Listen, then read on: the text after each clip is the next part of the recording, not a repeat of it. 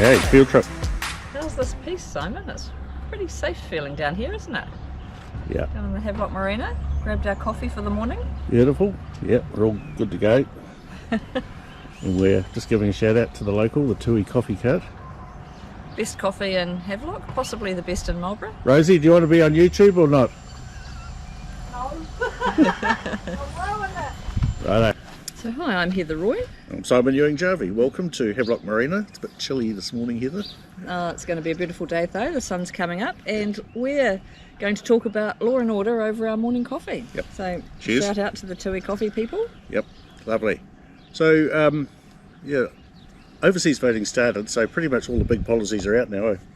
There's probably a few, maybe they'll have a few more last minute announcements, but by and large it's all over by the shouting. Yeah, so what's your take on if you had to group it into, in terms of law and order, if you had to group it, how would you describe it? I think actually there's not a lot of cohesion to many of the parties' law and order policies this election. I think it's more about drilling down into people's particular concerns, and a bit of a policy here and another idea over here and another initiative over on the other side. I think that ACT probably has the best cohesion to policy. They've taken the higher level view, but Labour and National, one announced last week an extra 300 police in the city centres, and yesterday the other came out saying police. 300 police in the city centre. So if they're just going to mirror each other, really there's no cohesion to that sort of policy making at all. Yeah, the law and order policies do have the feel of a focus group. Yeah, they do. Behind the scenes, Yep. So, which is actually very disappointing, because I think we do have a serious problem. There's a lot of youth crime that needs to be addressed. That's not just a law and order policy, actually, that's a whole of society problem. Yep.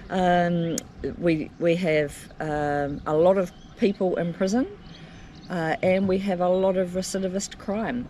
We've got huge drug and alcohol issues amongst that population. And beyond that, I think we need to start thinking about different ways of rehabilitating people and making that much more available to them as well. Yeah, you'd say on the parties of the left, and I say the Conservative and Liberal left, Yep.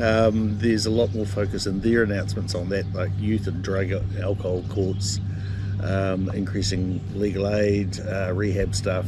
It's not just coming from them, but there's a lot more focus in their policies, whereas the ACT National New Zealand First stuff does have the look and feel of getting tough on crime, yes. Yeah. Well, 3 strikes will be back Yep. under a national ACT government. Yep. I don't think that New Zealand First would oppose that. No. Could be wrong.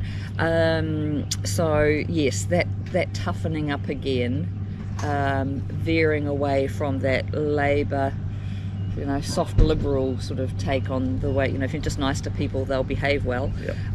I think that's probably the difference between the two sides of the political spectrum. Yeah, so you mentioned 3 strikes, and there's also, so National wants to have the toughest of the youth offenders in military boot camps. Yes. Never going to work. I've written a lot about that, but obviously focus groups well for them.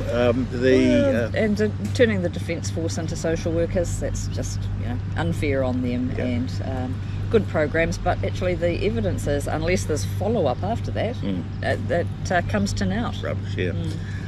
Actors taking an approach of actors wanting to raise the age of criminal responsibility back to 17. Yes. And they've also got a number of initiatives around Orangi, Tamariki, in terms of just moving some of the power there. That's right. Back towards, for instance, the parents who are the caregivers and so on and so forth, and also following the money in relation to the gangs, whereas National's all about don't wear your gang patches anywhere and the police can do this to you and the police can do that to you. That's right. ACT's approach is more about resourcing the agencies that can find where the criminal proceeds are and getting hold of those, because look, if you depower the money, there's no glamour anymore in being in a gang. It's at the end of the day, they're about making it's money and power. That's right. And when it comes to the gangs, there's a lot of drug money there. The Greens have got some quite strong policy around legalising drugs, decriminalising, so there's some thinking there in the mix, which actually I think we should be investigating. Yep. Maori Party's interesting. Basically, their law and order policy, their justice policies are separatist. They just want to have a completely separate system to deal with Māori using tikanga processes and methods. Yeah, and a mokopuna authority. Yeah, so some interesting ideas there. If they really worked, I'm not sure I'd be that opposed to them, but I'm just not sure where the evidence is. I had to smile and see that the New Conservatives want to be a voice for men and masculinity. And they talk a lot about family issues, don't they? Bringing some of the stuff back to the family. Yeah. Again, if it works, great, but there's not been great evidence to show that things like family group conferences and the follow-on techniques have ever actually had much impact. No, they're proposing parenting training. Yeah. The gun register. L plates.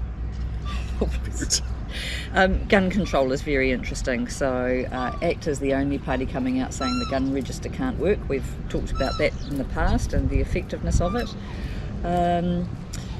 So for the hunters and shooters, I think that will be quite appealing. Yeah, so they're talking about taking the control of the firearms business away from police and setting up a new registrar or new authority who would look at licensing and the like, getting rid of the gun register, and relaxing the rules for gun clubs and ranges, which apparently has become quite oppressive to the point where some of them are closing up. Yeah. If you don't have ranges, how can you teach firearm safety? Yeah, that's right. And look, I haven't seen any policy specifically about ram raiding, but I would not rule that out between now and the election. No. I'm not sure what you do about that. There was some talk about it. It was in relation to... because it's already an offence. Yes. That doesn't mean at election time politicians won't introduce new policy even if something is covered already. No. There's been a bit of talk from the right on the reduction of the discounts on sentencing. So no more than 40% discount. Yep. No more funding for cultural reports for sentencing. These are national policies. That's right. Yeah. So there are some really good sites where you can have a look at detailed differences between the parties. Where did you go to have a look at this? Policy.nz is by far and away the best. Very well organised, well done spin-off. Yeah, so if you want to drill down into the detail about which party is offering which policy, that's a really good place to start looking. Yeah, still got time to get in some questions to us for the next audience questions episode. Yep. And send it to TorquePoint, TORQUE point.co.nz. Go to the contacts page, or you can find us on social media. Yep, LinkedIn and Facebook. Send comments through via that too if you'd like to. Right. Better get you to the airport. We're better, and let's hope that this sort of beautiful vista stays safe, and despite whatever might be introduced or not come election time. Don't forget the Tui Coffee cart, Havelock Marina. You heard it here first. We'll talk to you soon. I'm Simon Ewing-Jarvie. And I'm Heather Roy. Ka kite.